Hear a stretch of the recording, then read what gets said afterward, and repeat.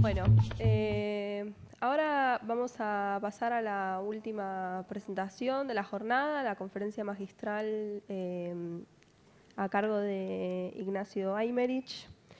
Ignacio Aymerich es investigador del Instituto de Gobernanza Democrática de San Sebastián, España, director del Centro de Investigación sobre la Efectividad de los Derechos Humanos, profesor titular de Filosofía del Derecho, doctor en Filosofía y en Derecho. Posee una amplia experiencia docente en licenciaturas y grados en universidades como la Universidad de Navarra y en programas de doctorado, así como también en másters. Finalmente, coordina y dirige diversos proyectos de investigación.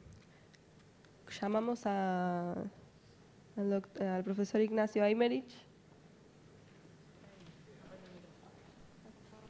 Lo recibimos con un aplauso.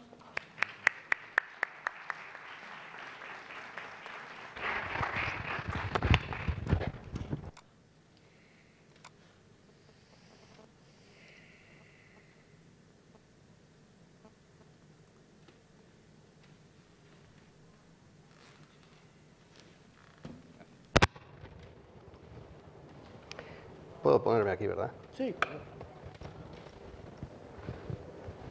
Tengo la sensación de que si retiro el velador y me dan una guitarra sería un cantautor. Y casi prefiero trabajar desde aquí. Bueno, quiero agradecer a CIGOP en primer lugar, a Luis, a Luciana y a María, toda la organización y que hayan tenido la gentileza de invitarme y darme la oportunidad de volver a esta ciudad que tanto me gusta y en la que tengo buenos amigos. Bueno, me voy a permitir una primera licencia. Yo he sido invitado aquí a hablar de gobernanza y complejidad, que nuevas capacidades demandan los dirigentes políticos, el contexto de creciente complejidad. Pero la verdad es que después de la intervención de José Nun, me parece que no puedo resistir la tentación de hacer un pequeño excurso. Se trata de hablar de capacidades y no de virtudes de los dirigentes políticos, pero creo que él ha hecho una insistencia sobre la que nunca insistiremos bastante, en que lo primero que se le debe exigir a los dirigentes políticos es rectitud profesional. Ayer en España hubo una iniciativa para recaudar fondos a través de una web que se llama goteo.org, en la que se recaudaban fondos para presentar una querella contra un dirigente político corrupto. No había actuado la Fiscalía y, por tanto, ha dependido de la iniciativa ciudadana. Como formas de participación en la vida pública me parece novedoso. Y la web está disponible para otro tipo de iniciativas. Lo que hace es exactamente igual que hay webs que garantizan el pago seguro, certifican que los fondos que se recaudan de manera popular para la iniciativa social que sea, van a ese fin y que no hay en medio canales de redistribución. Y alguien, cualquiera, puede adoptar una iniciativa si merece el suficiente respaldo y funciona. Es una forma de concienciar a la gente frente a problemas de corrupción que son generales, ¿no? Yo tengo la impresión de que el lema que gobierna la acción política últimamente es: lo más importante en política es la honestidad. Una vez que uno consigue simularla, todo lo demás ya rueda solo. Y distinguir la simulación de la verdadera honestidad depende del manejo de información y de la circulación de información. De cierta forma, la ciudadanía activa en eso tiene un papel, es una responsabilidad moral, ¿no?, de cada uno de nosotros. Como digo, esto es una exigencia de virtud, no de cualificación. No es mi tema y, por tanto, me he desviado momentáneamente, pero me sentía obligado a hacerlo, ¿no? Bien. Existe una complejidad creciente. Sí.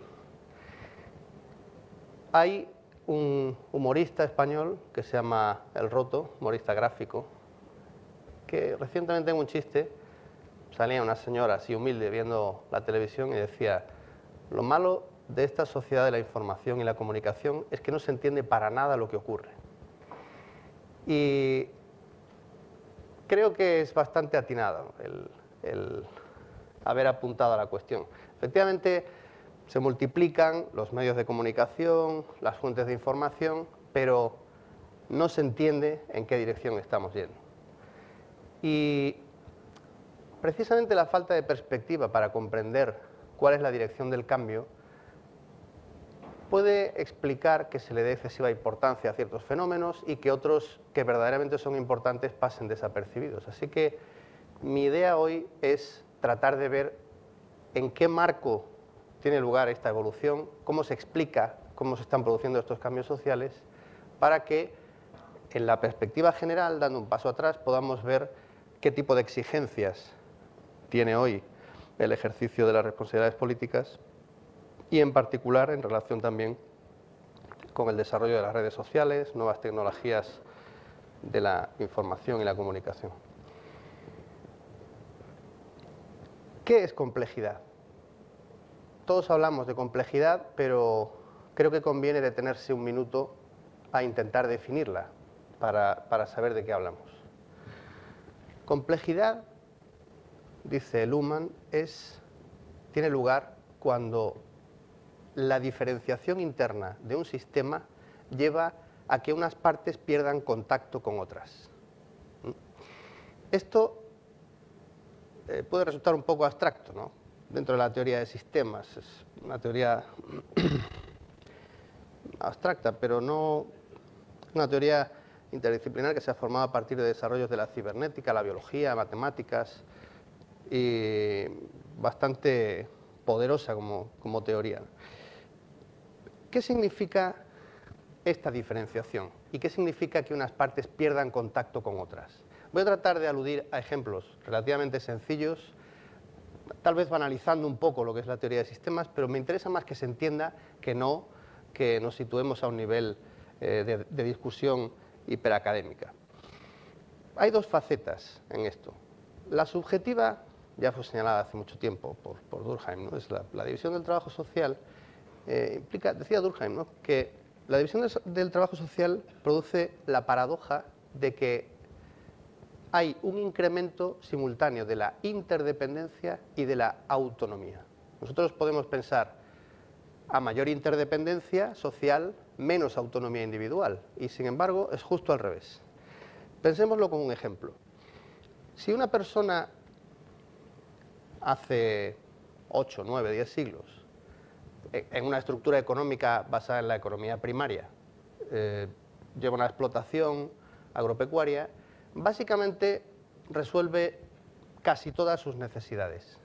Tiene gallinas, tiene una vaca, tiene cereales, tiene una huerta, puede que tenga un telar mediante el cual se hace ropa, y por tanto es muy autónomo en el sentido de que es capaz de satisfacerse a sí mismo sus necesidades, no depende en mucho de otros, pero en realidad, ¿qué grado de individuación hay ahí?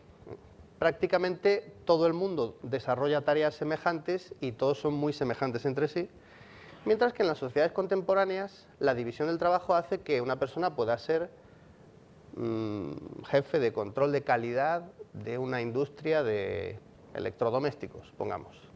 Si se estropea el lavarropa, puede a lo mejor repararlo él mismo, porque conoce esos procesos. Es decir, cuando tiene esa necesidad se la puede resolver él solo, pero para todo lo demás depende de otros. No sabe cómo se mata un pollo, ni cómo se desolla un ternero, ni cómo se curte la piel. Va al supermercado y compra la bandejita de pollo. Eso lo hace dependiente de la persona que está produciendo pollo, cosa que él no sabe cómo se alimenta, etcétera, o del que cultiva cereales, o del que tiene una industria textil. Pero más autónomo, porque primero puede elegir qué ocupación profesional tiene dentro de una gama muchísimo más amplia. En el siglo X uno puede ser granjero, un poco más. En el siglo XXI uno puede elegir ser crítico de acid jazz en una revista de Chicago, ¿no? O sea, la especialización puede ser máxima. En la medida en que uno tiene más repertorio para elegir, se individualiza más. Y también tiene más opciones de ocio. En el siglo X, el ocio que uno tiene es que el día de las fiestas locales venga alguien a tocar una pequeña banda, pero ya está, no hay oferta musical. No existe la posibilidad de decir, no, es que a mí me va más el acid jazz que no el country. No, no existe. Es la música que se ofrece una vez al año y se acabó.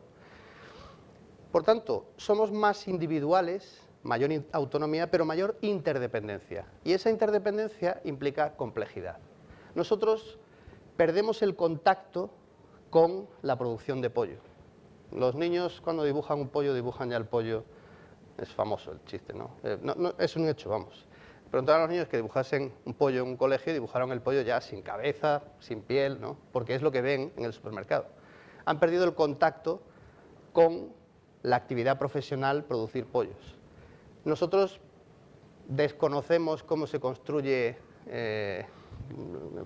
los electrodomésticos, salvo que aquí alguien se dedique, pero en principio no lo sabemos. Por tanto, es menos comunicable la experiencia profesional. Antes el granjero podía comentar con su vecino, no me crece el trigo. Ahora nuestro vecino se dedica a una ocupación profesional que nosotros no comprendemos. No es tema de conversación, digamos, la parte sustantiva del conocimiento que él maneja. Y a nivel social, no ya solo desde la perspectiva individual, existen diferentes contextos de decisión que pierden comunicación entre sí. No hace falta ser licenciado en ciencias políticas ni jurista para comprender que si mañana alguien, pongamos por caso, una persona creyente va a un templo y el cura dice en el sermón, se pone a hablar de que es muy importante invertir en acciones de esta empresa porque se van a revalorizar y es muy oportuno ahora como inversión. No, usted no tiene competencia para hablar de esto. Y si el primer ministro sale diciendo vayan ustedes a misa, es una vergüenza, la gente deja de ir a misa, tampoco lo admitiríamos. Distinguimos los contextos en los cuales alguien tiene autoridad y cuándo no. ¿Por qué? Porque en el sistema social de la ciencia, o de la política, o del arte, o de la religión, hay normas propias no comunicables. Y esa desconexión de comunicación se produce de tal manera que los consejos que dan los economistas no son comprensibles para el vulgo. Cuando, digamos, hay economistas que tienen responsabilidad política además y tratan de transmitir al público su discurso, pero cómo funciona el mercado de futuros es más complicado que la metafísica medieval. Y entre sí no son comunicables porque el economista, ayer en un encuentro con el equipo del Ministerio de Modernización surgía precisamente este tema. Hay profesiones, pues un ingeniero puede sentirse extrañado de cómo los juristas plantean los problemas. No en términos de eficiencia, sino solo en términos de cumplimiento de las normas y de un procedimiento que está regulado. Más allá de costes, plazos, etc. Pero al mismo tiempo los juristas no comprenden que ciertos problemas se planteen solo desde el punto de vista económico. Nuevo México acaba de abolir la pena de muerte no porque sea injusta, sino porque es más cara. Es un análisis puramente económico el que ha llevado a esa conclusión y no es el único estado de Estados Unidos que lo está haciendo. Por tanto, los motivos para adoptar una decisión con criterios económicos se han desconectado de los motivos para adoptar una decisión por criterios políticos o por criterios jurídicos y entre sí son discursos que se comunican de manera difícil. Eso es complejidad. Complejidad social significa eso.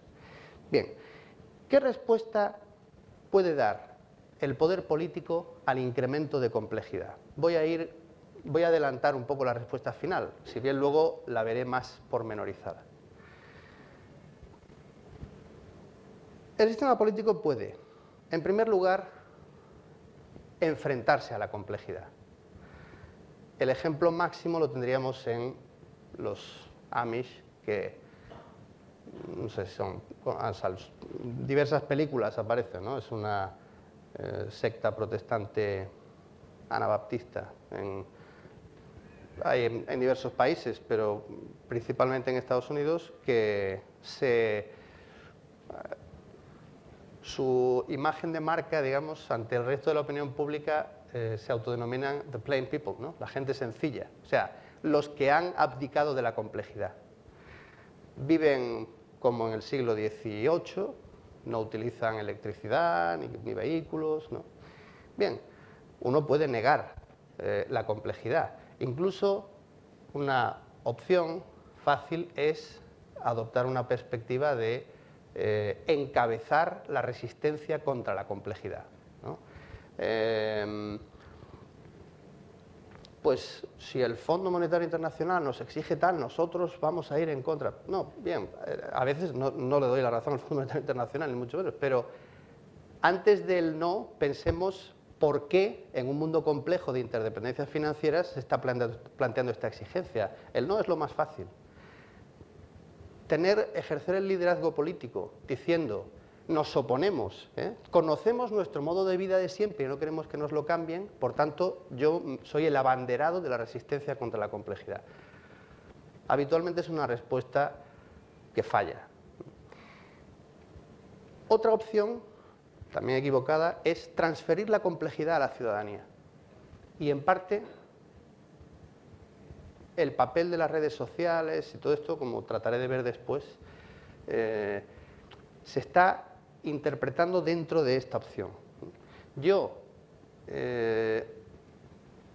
bajo el aura democrática, transfiero los problemas de complejidad a la gente y, por tanto, hago que todo el mundo tenga que pronunciarse sobre problemas que sobrepasan la capacidad de manejo de datos de la gente. Respuesta también equivocada. Por ejemplo, si yo tengo que regular el mercado de valores, existen fenómenos conocidos de pánicos bursátiles, entonces mucha gente empieza a vender acciones, los precios se hunden y se ha previsto, tienen diferentes nombres o lo que sea, pero una suspensión de las cotizaciones de determinadas empresas en determinadas circunstancias, ¿no? ¿Por qué? Porque si yo pregunto a todos los que están actuando en el mercado en ese momento, si yo transfiero la decisión a quienes están actuando, me dicen, yo lo que quiero es vender. Y no se dan cuenta que la suma de intenciones individuales de venta produce una catástrofe. Cada cual solo ve su parte en el asunto, pero el efecto acumulativo de esas decisiones es nefasto. Es lo mismo que cuando en los estadios se produce una alarma y la gente se acumula en las puertas de salida y se asfixia. Si nosotros preguntamos a cada uno, ¿usted qué es lo que quiere en este momento? Salir, sí. Yo no puedo obedecer a la situación compleja preguntando a la gente, porque si hago lo que la gente quiere, mueren asfixiados o sepultan el valor de las acciones de una empresa. Por tanto, hay mecanismos de seguridad para impedir esos efectos y yo no transfiero a la gente la decisión. Entonces, democratización de las decisiones a veces, como opción de eludir yo el problema y transferirlo a la gente, es un error. Tercera opción es reproducir la complejidad interna de manera simple en el interior de la organización. Muchas organizaciones resuelven la complejidad incrementando su complejidad. Por decirlo con un dicho irónico que circula acerca de teoría de la administración, ¿no? Un ministerio que alcanza cierto tamaño se autoabastece de trabajo. Es decir, solo en comunicaciones internas, con que se va a celebrar el curso el curso finalmente se va a celebrar en este sitio y no en este otro. ¿Te has apuntado al curso tal? Yo he calificado de spam parte del correo de mi propia universidad, porque llega un momento en el que el volumen de exigencia de respuesta, si uno está en una organización, y mi organización tampoco es masiva, no es enorme, pero llega un momento en el que se pierde la perspectiva y el incremento de complejidad interna hace completamente ineficiente al sistema. Por tanto, que la organización afronte los problemas de complejidad incrementando linealmente su complejidad interna es también otro error. Por tanto, ¿cuál es la respuesta que debe dar el sistema político al incremento de complejidad? La reducción de complejidad. Un sistema, todos los sistemas que procesan información, consisten en esto.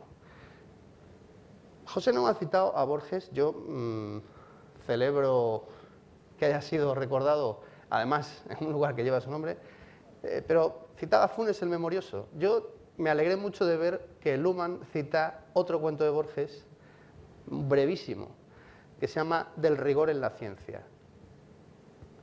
El cuento dice: en el país de los cartógrafos, la cartografía llegó a tal nivel que los mapas tenían un nivel de detalle espectacular, hasta que hubo una corriente que propuso hacer el mapa definitivo, el mapa a escala 1:1.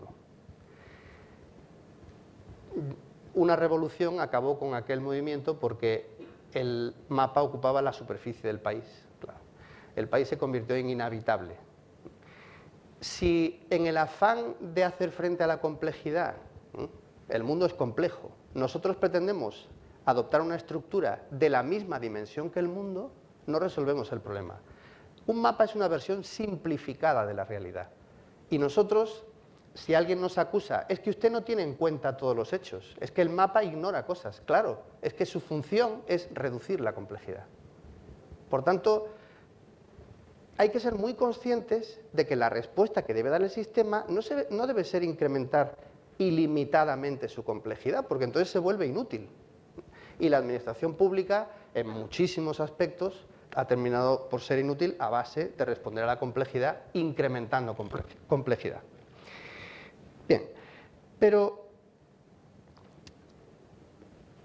como decía, he adelantado la respuesta para ver hacia dónde vamos, pero ahora quiero verla llegar a esta misma conclusión de una manera un poco más pormenorizada y concluir en las capacidades de los dirigentes políticos de una manera más detallada que simplemente decir que deben reducir complejidad. Para eso es necesario que nos planteemos la sociedad que incrementa su complejidad, ¿de dónde procede? ¿Qué es? Estamos en un tren en marcha, pero ¿de dónde partió? ¿Cómo era antes y cómo está evolucionando? ¿Hacia dónde? No me voy a remitir al Ágora de Atenas, aunque el ejemplo está muy bien traído antes, sino sencillamente al fundamento más próximo del modelo político en el que estamos, que es el que surgió de las revoluciones, ¿no? La Revolución Francesa principalmente por el modelo por estructura política, por la concepción del derecho administrativo, el derecho codificado, etcétera, del cual somos herederos tanto aquí como en España, ¿no? del modelo francés, o continental europeo también llamado. Antes de la Revolución existía una estructura política en cuya cabeza estaba el soberano. El soberano, según la definición clásica de Bodino, era aquel que ya no rinde cuentas a nadie. Es aquel poder normativo, insiste en esto, que ya no rinde cuentas a nadie. Por tanto, la autoridad normativa establece su voluntad y de ahí hacia abajo hay un sistema jerarquizado. En la medida en que tiene la capacidad normativa, establece las responsabilidades inferiores a él, que sí le deben rendir cuentas. Existen dentro de esto luego diferentes sistemas, porque la responsabilidad que debe el señor feudal a su rey no es la misma que la que debe el funcionario al jefe de servicio. Y esta evolución tiene lugar todavía dentro de la monarquía absoluta. Pero no tengo tiempo de detenerme en eso y como mucho volveré puntualmente a ello más adelante. Pero el ideal, el modelo, es que esta regulación establece toda una cadena de responsabilidades. Si las normas, por ejemplo, hace poco España fue condenada por la Comisión de Derechos Humanos de Naciones Unidas por discriminación, una discriminación que presentó una señora nacida en Estados Unidos, pero naturalizada española, negra, casada con un español blanco, y que al bajar, iban de viaje, al bajar del tren en la estación, control policial, le piden la documentación. Y entonces ella dice, sí, pero yo le doy la documentación, pero ¿por qué me la pide a mí y no al resto de pasajeros? No, porque es un control de inmigración. Yo no soy inmigrante y además, ¿de qué se deduce que yo pueda ser sospechosa de algo, ¿no? ¿Es el color de mi piel? No, no. Bien, ningún tribunal español le dio la razón, pero llegó al Comité de Derechos Humanos y sí han condenado a España. En principio, cualquier procedimiento judicial dice, aquí hay una concatenación de obligaciones y responsabilidades, ¿y dónde se interrumpió? ¿Fue el policía el que decidió él individualmente esto o recibía órdenes superiores? Si ha recibido órdenes de superiores de proceder así, ya él queda fuera de sospecha. Ahora vamos a ver si había unas directrices, tal. ¿Había unas directrices? No, bien, pero el Ministerio estableció un reglamento, o sea, no unas directrices, digamos, de su inmediato superior. No, bien, pero el Ministerio había establecido un reglamento. La idea es que un sistema normativo jerarquizado nos permite volver marcha atrás y encontrar el punto de violación de una norma y exigir responsabilidades. El sistema tiene sus insuficiencias, pero tiene también virtudes y si existe no es por capricho. Yo puedo constituir una sociedad que tenga negocios con una que está en Taiwán porque existen normas que regulan hasta dónde llega mi obligación, hasta dónde llega la tuya y podemos, si hay algún fallo, podemos reconstruir hasta averiguar dónde se quebró la cadena de obligaciones, ¿verdad? Por tanto, es una pirámide, arriba del todo está el soberano, abajo los ciudadanos y hay un sistema normativo que lo regula todo.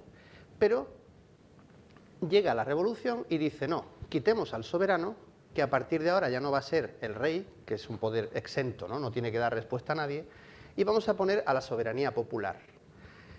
Es un sistema democrático, pero en el fondo todo lo demás sigue igual, la concepción jerarquizada, la concatenación de responsabilidades, etc. Pensemos que en el modelo norteamericano, por ejemplo, de Estados Unidos, existe esa misma concepción de la soberanía popular y la biblioteca más grande del mundo es la biblioteca del Congreso. Es decir, se supone que el conocimiento está al servicio principalmente de la labor legislativa para que pueda establecer un sistema normativo manejando toda la información. Ese es el ideal. Por eso dicen, también hay un cuento de Borges que se llama El Congreso del Mundo, donde se trata de hacer una biblioteca para un congreso que resuelva los problemas de la humanidad, pero en fin, me desviaría. Pero la idea es, la ciencia ayuda al poder en la medida en que le permite prever toda esa cadena de responsabilidades del sistema normativo. El sistema soviético no era muy distinto a esto. La única diferencia es que la soberanía popular era de acto único, que era la revolución. El pueblo toma el poder y a partir de ahí lo ejerce el papel directivo del partido, etc. Y la Academia de Ciencias de la Unión Soviética y incluso es más explícita la idea de la vinculación entre ciencia y poder porque se consideraba que el marxismo era una ciencia, ¿no? Era el gobierno científico de la sociedad. Bien, pues en 1986 el sistema soviético experimentó un cambio importante que fue el primer, digamos, en la historia reciente, el primer movimiento de gobierno abierto, ¿no? Gorbachev propuso en el 27 Congreso del Partido la transparencia. ¿Por qué fue necesario introducir como lema la transparencia? Porque el sistema colapsaba de ineficiencia. Un sistema en el cual las directrices políticas podían sobre la libre circulación de la información era inviable. En los planes quinquenales, por ejemplo, Stalin inauguró un canal para la navegación que llegaba a San Petersburgo con un esfuerzo enorme de dinero, de trabajo, y se inauguró con toda la pompa y nunca se utilizó porque no tenía calado suficiente. Es decir, hemos logrado la victoria política sobre la naturaleza de abrir un canal que no sirve para nada. Fábricas que producían objetos de consumo inútiles había por todo el país. Por tanto, la apertura, la transparencia, no respondió a una exigencia democrática, no, respondía a la necesidad que el sistema tenía de manejar sus propios datos veraces. Por tanto, dijo, Esta idea piramidal de que arriba del todo está la ciencia, esto ya no funciona más. Si los ciudadanos compran vehículos que al día siguiente de estar en funcionamiento se les caen las ruedas, pues claro, yo le exijo al director de la fábrica, oye, ¿qué ha pasado? No, yo tenía la consigna de fabricar 10.000 vehículos y los he fabricado, sí. Y como no me habéis dado rodamientos, ni tornillos, ni nada, pues he utilizado tornillos de madera. Entonces, he cumplido la consigna. Eso sí, es ineficiente al 100%. Entonces, la transparencia no responde únicamente a una voluntad democrática de participación, no, responde a exigencias internas del propio sistema político. Un sistema político que se falsee los datos a sí mismo, termina por ser absolutamente inviable. Y por tanto, no pensemos en todo esto de datos abiertos, etcétera, solo como un movimiento democratizador. Responde a exigencias internas del propio sistema. Bien, este modelo, ¿por qué ha entrado en crisis? Si nosotros concebimos la soberanía en estos términos, la cúspide del sistema, pensamos, bien, ¿qué es entonces una decisión democrática? Esto lo ha explicado bien Taylor, ¿no? Una decisión democrática es aquella en la que todos participamos simultáneamente en la decisión de asuntos que nos conciernen a todos. Por tanto, votamos todos a la vez sobre cuestiones de interés general. Pero Taylor dice, bien, el ejemplo que utiliza, Bell inventa el teléfono y monta una compañía de teléfonos, la gente empieza a comprar teléfonos y empieza a ser capaz de comunicarse de una nueva forma, mucho más ágil, más rápida, etc. En Madrid, antes del desarrollo de todo esto, una de las profesiones más abundantes era la de cochero, de coches de caballos, que se dedicaban principalmente a llevar notas de unas casas a otras, porque era la forma de comunicación que había. Claro, en la medida en que la sociedad adopta el teléfono como medio de comunicación, se transforma. Es un cambio que nos afecta a todos. Pero no hemos decidido esto simultáneamente, ni teníamos la conciencia de que estamos adoptando una decisión sobre la generalidad de la sociedad. No, cada cual veía desde su punto de vista personal. Estoy resolviendo una necesidad mía de comunicación, no estoy transformando a la sociedad. Pero lo cierto es que la sociedad se transforma. Es decir, tendemos a pensar en sociedad democrática como aquella en que hay actos unitarios de decisión, pero la evolución social depende en mucha mayor medida de contextos de decisión autónomos entre sí, en los cuales la gente puede participar sin límite y en la cual adopta decisiones que muchas veces dirige desde su único punto de vista, no pensando en el efecto redundante que tenga. Entonces, la apertura de las redes sociales significa en parte tomar conciencia de que la acción política, la participación política, no solo consiste en lo que hace el gobierno y qué hago yo respecto de lo que hace el gobierno o qué hace el gobierno conmigo. No. Ahora hay una pluralidad de centros. Ya no es esa concepción piramidal. En cierta manera, esto ha alterado nuestra manera de concebir las relaciones políticas. Mejor dicho, nos ha hecho ver potenciales de las relaciones políticas que antes no existían. Esto Foucault decía, ¿no? El poder está en todas partes. No es que el poder esté ahí en un centro desde el cual irradie al resto. Las relaciones de poder están en todas partes. Ahora somos más conscientes, tal vez, de que no todo dependía de la acción del gobierno. Bien, además de esto, hay una crítica que hace Max Weber. Crítica no, es sencillamente pasar del plano normativo al descriptivo. Weber dice, los sistemas democráticos se basan en dos supuestos. Primero, que todos participan del gobierno, que existe un derecho de participación en la actividad política y que todos están capacitados para participar en política. Ambas cosas son falsas. Si no hay manera de que todas las decisiones que hay que adoptar se resuelvan por medio de convocar a todos los afectados, porque sería inviable. Hay una pintada cerca de mi universidad que pone todo el poder para el pueblo. Claro, yo a veces pienso malévolamente, de acuerdo, hágalo usted. ¿Cómo se resuelve a partir del día siguiente la gestión diaria? ¿Cómo es eso de todo el poder para el pueblo? Porque la puesta en práctica, digamos, es una idea regulativa en sentido kantiano, pero operativa no. Y que todos están capacitados para la gobernación tampoco, no. La empresa política, decía Weber, es una empresa de interesados. Interesados no en el mal sentido, de que tengan un interés oculto, no. La participación política depende del grado de voluntad que la gente tenga, y eso es insalvable. ¿Qué hay de malo en que yo decida irme a una, yo sé, hacerme monje budista, irme ahí a una comuna y pasar del resto? ¿Puede decirse a alguien que adopta una decisión personal así, no, no, usted tiene que leer la prensa todos los días, interesarse? No hay sistema coactivo capaz de obligar a nadie a participar ahí. Por tanto, esa idea de la participación política, de que todos van a estar implicados, no, todos tienen el derecho a estar implicados, pero no todos van a estarlo realmente. Quienes adoptan la iniciativa, quienes acuden a la página web que decía antes, ¿no?, goteo.org, y adoptan una iniciativa para recaudar fondos, se toman la molestia de actuar en política.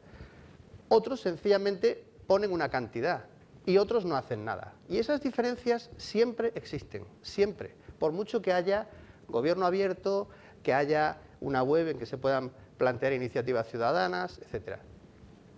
La experiencia de Irekia, por ejemplo, en el País Vasco, es que la participación es escasa. Cosa que, por otra parte, era previsible.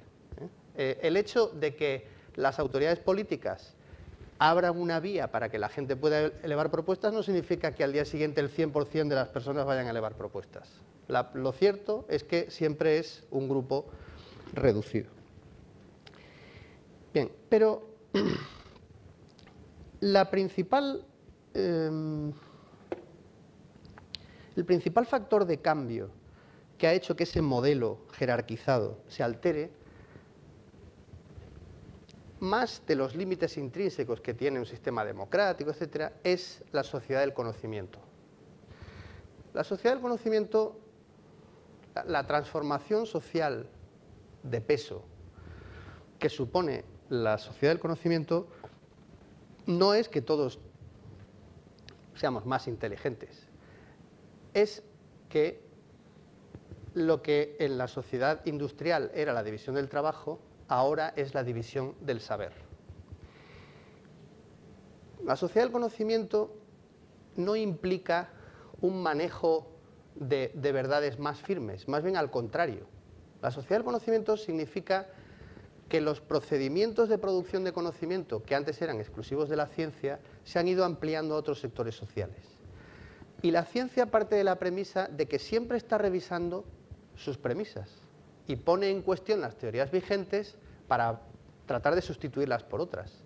En la medida en que esto se generaliza a otros procesos sociales, lo que causa es una caducidad mayor de los conocimientos con los que operamos. Hay más necesidad de producir conocimiento, pero también la hay porque los conocimientos con los cuales funcionábamos decaen más rápido. Por tanto, no es que incrementemos nuestras seguridades, la sensación que todo el mundo tiene es de que los cambios son más vertiginosos y más difíciles de explicar. Por tanto, se maneja mucha más información, se produce más información, más conocimiento, pero no eliminamos incertidumbres, más bien es al contrario. Ahora, en la medida en que esto se generaliza, los centros de producción de conocimiento también son plurales. Y en ese sentido, esa idea del modelo jerarquizado en que los parlamentarios tienen a su lado la biblioteca del Congreso porque la ciencia tiene una conexión directa con la regulación normativa, todo esto va desapareciendo. Más bien lo que hay son muchos centros plurales de producción de conocimiento en los que a veces el poder político va a rastras. La mejor prueba ha sido la crisis financiera. Ningún responsable de la regulación normativa ha sido capaz de ir, no digo un paso detrás, al menos 5 pasos detrás de las innovaciones de los mercados financieros. Los derivados, las titulaciones, todo esto se ha producido a una velocidad mucho más rápida que la capacidad de comprender el fenómeno que tenían las autoridades políticas. ¿Por qué?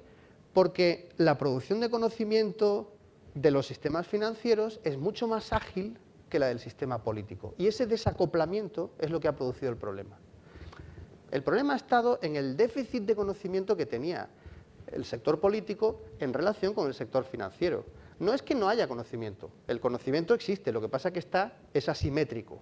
Y el regulador no da abasto, no llega para comprender el fenómeno y limitarlo normativamente. Por tanto, aquella vieja idea de que la ciencia auxilia al poder político en su capacidad regulatoria, hoy en día no es así. Hoy tenemos diferentes instancias de poder que gestionan diferentes informaciones y en los que el poder político no tiene un papel protagonista. Voy a poner un ejemplo de algo sobre lo que volveré al final. Yo creo que alguna referencia que se ha hecho durante el día de hoy al INDEC o algo así es por la inflación, deduzco, ¿verdad?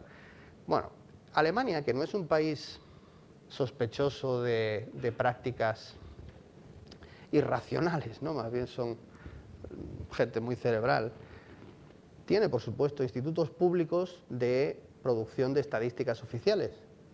España, dicho sea de paso, también, pero hay casos llamativos de falseamiento de datos, ¿no? Pero en Alemania se ha creado una conjunción de cinco o seis centros de investigación económica que publican sus indicadores económicos básicos de tasa de desempleo, inflación, tasa de ahorro bruto, en fin, independientes del gobierno.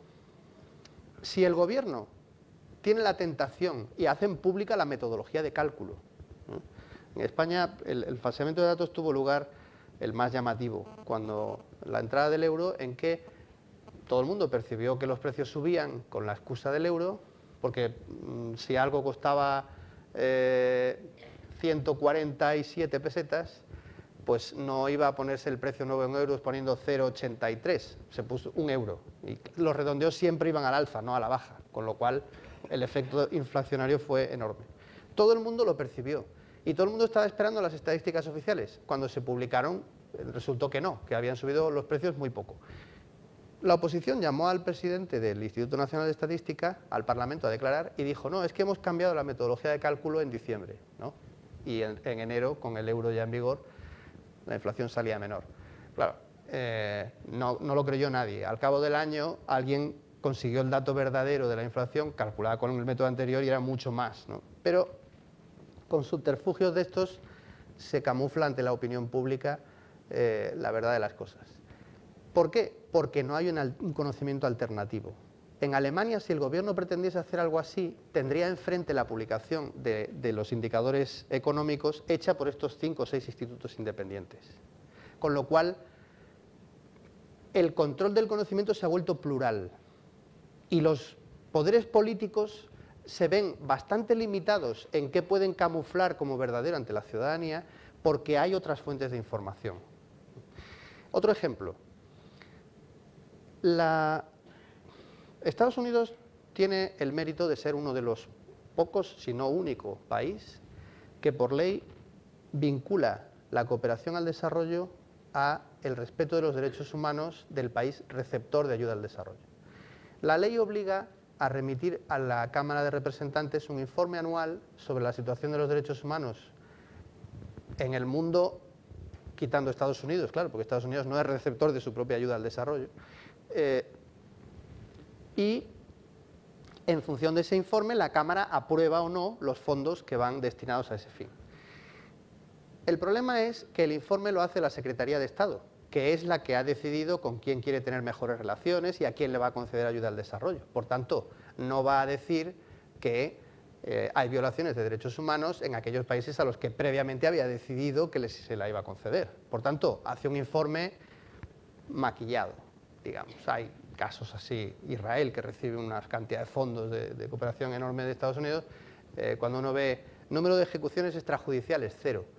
Pero si hace una semana mataron al jeque no sé qué, ¿no?, de Hamas, sí, pero fue en el territorio del Líbano, o sí, pero no se ha sabido quién ha sido, era un misil dirigido, no se sabe desde dónde. Claro, los países nórdicos han externalizado esto. Dicen, nuestra ayuda al desarrollo va vinculada a los derechos humanos, no por ley, pero de hecho sí lo es así, pero la evaluación de estos fenómenos la va a hacer un tercero, de manera que el gobierno sea libre de sospecha.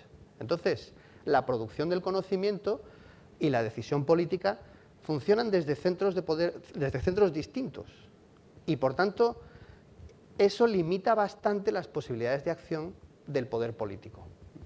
La pluralidad de fuentes de producción del conocimiento ha sido uno de los cambios más importantes de la sociedad del conocimiento.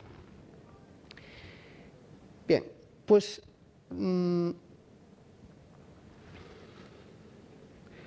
eso hace que, podríamos decir, ¿no? Podríamos sintetizar este fenómeno diciendo, un mismo espacio público es observado desde puntos de vista alternativos.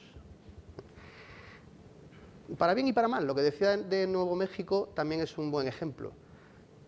El debate sobre pena de muerte, sí o no, se planteaba en términos de si el Estado está legitimado para matar y, al final, alguien adopta el punto de vista alternativo de decir, yo lo voy a ver desde el punto de vista económico.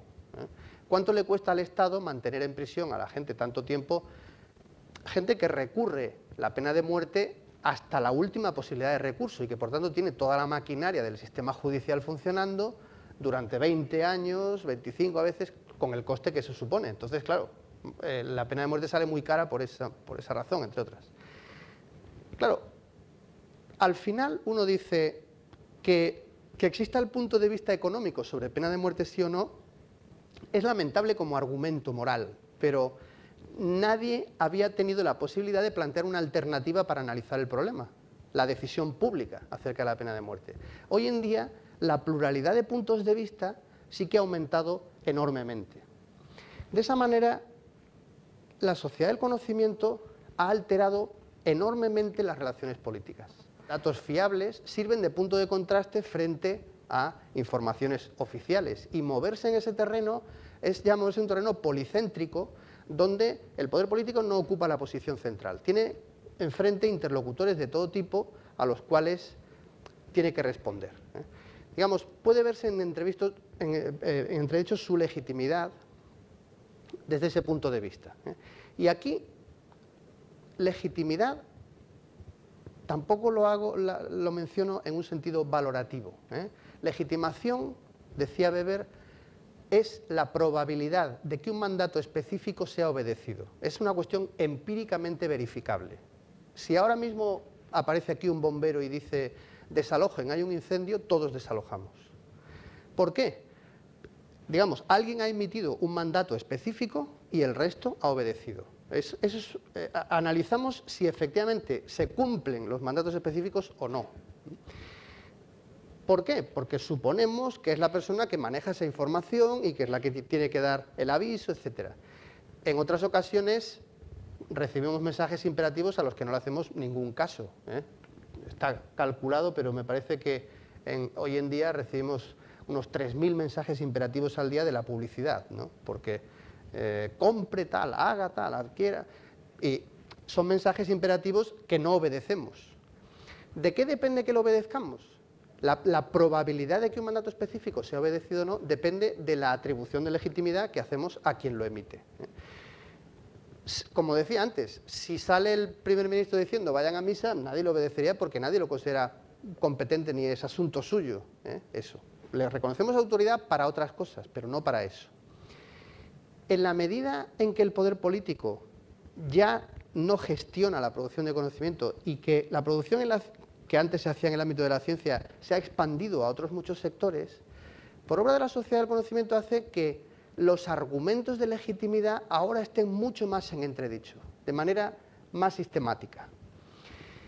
Por tanto, eso ha alterado profundamente el modo en el que se puede ejercer la responsabilidad política y el tipo de capacidades que se demandan hoy en día a los dirigentes políticos. Y así me voy a centrar ya, para acabar, en cuáles creo yo que son esas capacidades en concreto. Al principio decía la reducción de complejidad en abstracto. El político tiene que presentar ante la ciudadanía política un mensaje simple y veraz, que reproduzca la complejidad del mundo, pero que no transmita la complejidad del mundo. En primer lugar, yo creo que lo primero que tiene que hacer es construir un relato que reduzca efectivamente complejidad. Esto significa innovación ideológica. Las viejas ideologías decían, siempre es mejor que el protagonismo lo tenga la iniciativa privada o siempre es mejor que sea el Estado. Eran catálogos de decisiones ya cerrados de antemano que hoy en día han dejado de ser operativos. La crisis financiera, de hecho, es una buena muestra de ello. Los mercados financieros están demandando regulación porque si todo se deja a mercados desregulados, el efecto ya se ha visto cuál es. Entonces, es el equilibrio adecuado entre iniciativa privada y control público. No se puede resolver en el sentido de siempre es mejor la iniciativa privada o siempre es mejor el control público. Esa disyuntiva empieza a no tener sentido.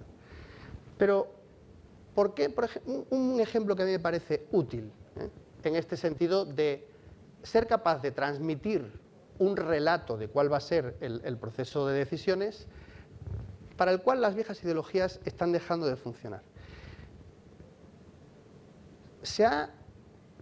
El desarrollismo como modelo, además incentivado desde el Fondo Monetario Internacional, el Banco Mundial, ha sido puesto en entredicho porque evalúa la mejora de un país solo en términos de incremento del PIB. Amartya Sen lo ha reformulado diciendo, ¿a qué llamamos desarrollo? ¿Por qué el desarrollo se queda en un concepto muy estrecho si se limita a evaluarlo en términos de incremento del PIB? Algo, digamos, por influencia de Amartya Sen y de Mahbub ul Haq, Naciones Unidas hizo el informe de desarrollo humano, pero Amartya Sen no solo se ha quedado ahí. Amartya Sen dice, llamemos desarrollo al incremento de las elecciones en manos de la gente, al incremento de opciones. Si una sociedad avanza en la medida en que deja más cosas a elección de sus ciudadanos, más elección en productos de consumo, por ejemplo, pero también más elección en opciones políticas.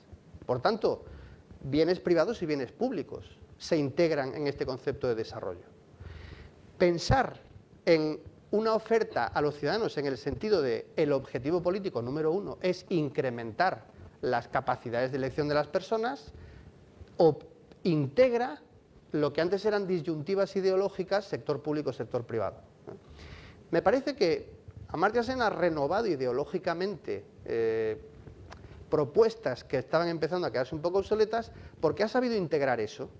Entonces, las ideologías tienen una función práctica, no solo teórica.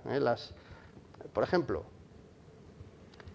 el Islam incluye una cierta regulación, digamos, el derecho civil está contenido ahí en el Corán, ¿no?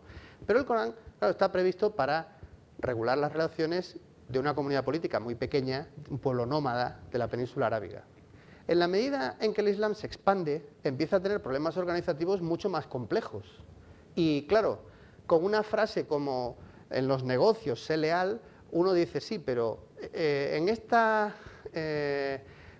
propuesta de compra de una empresa a otra, si se han acreditado que los títulos que presentan son efectivamente, bueno, claro, la norma es muy genérica, no regula tan pormenorizadamente porque no existían esos problemas en una sociedad nómada de la península arábiga. Entonces empezaron a desarrollarse 4 escuelas jurídicas, ninguna vinculada al poder, para extraer consecuencias normativas y formar un sistema coherente a partir de los mandatos. Digo esto por ver en cabeza ajena, ¿no? Por ver que no solo en el contexto occidental existen estos problemas. Por tanto, a la hora de decidir, alguien ha previsto un conjunto sistematizado de decisiones coherentes entre sí. En ese sentido, los desarrollos ideológicos mantienen la consistencia interna de los sistemas políticos para que sean coherentes, para que no tengan respuestas que dicen que ofrecen soluciones distintas a casos iguales. Bien, primera línea. Segunda, forzar la conexión entre esos ámbitos de saber inconexos. Ayer en la reunión con las personas del Ministerio comentaba un ejemplo español reciente del responsable de la Dirección General de Tráfico, cuya regulación normativa ha ido dirigida a acabar con la siniestralidad en el tránsito. Se descienden los muertos en carretera y eso efectivamente ha sido así.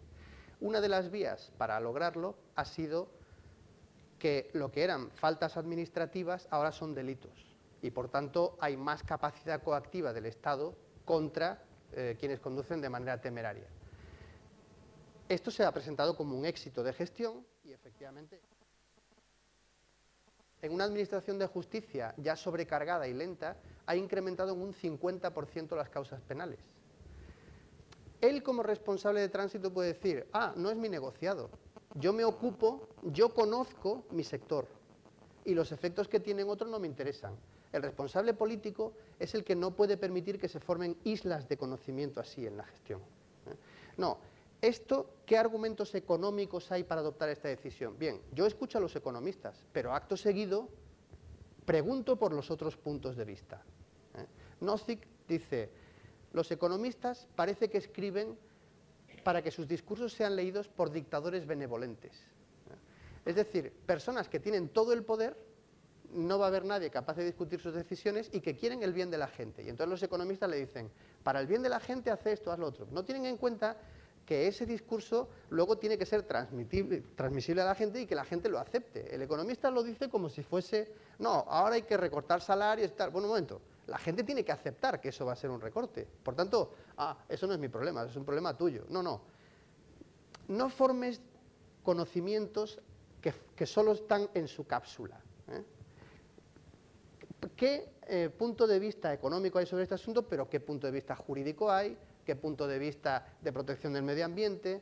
Forzar que los diferentes discursos que tienden a autonomizarse estén interconectados es responsabilidad de los políticos hoy, porque la tendencia es esa dispersión discursiva.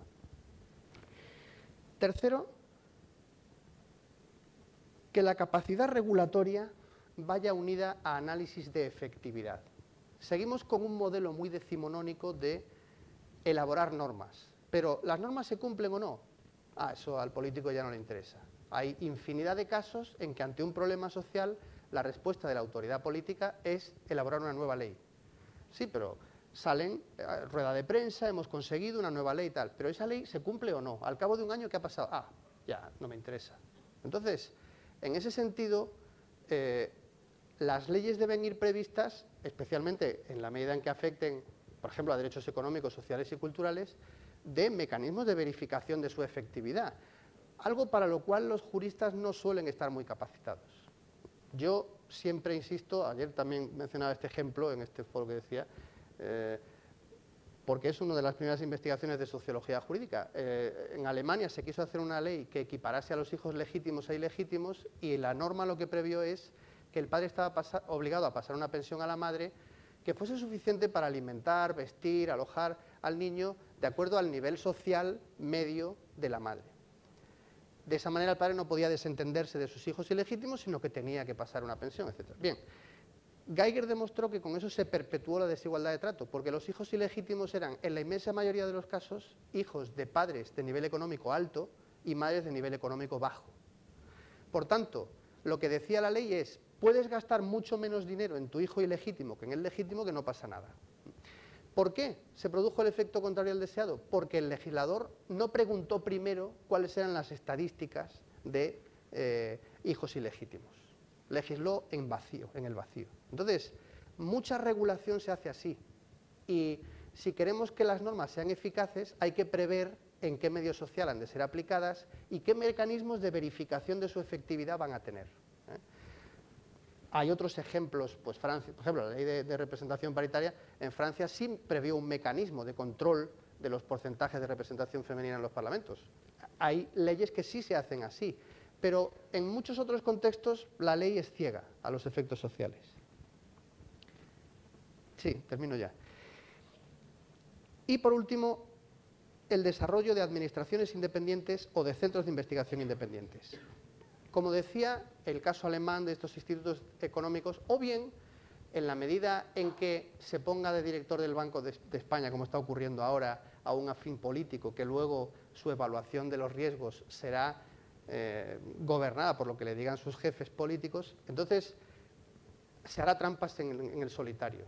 El poder político, como le pasó a Gorbachov, manejará datos falsos. Entonces, hay mecanismos garantistas para que la elección sea por mayorías cualificadas en el Congreso, etcétera, y por tanto no supeditada a intereses políticos que garanticen que la sociedad del conocimiento funciona también aquí, que no se va a controlar de esa manera. Bueno, había algún ejemplo más que quería mencionar al respecto, pero yo llego a mi límite de hora. Si surge en el debate, estará bien, y si no, también. Ahora quedo a disposición de sus preguntas. Muchas gracias.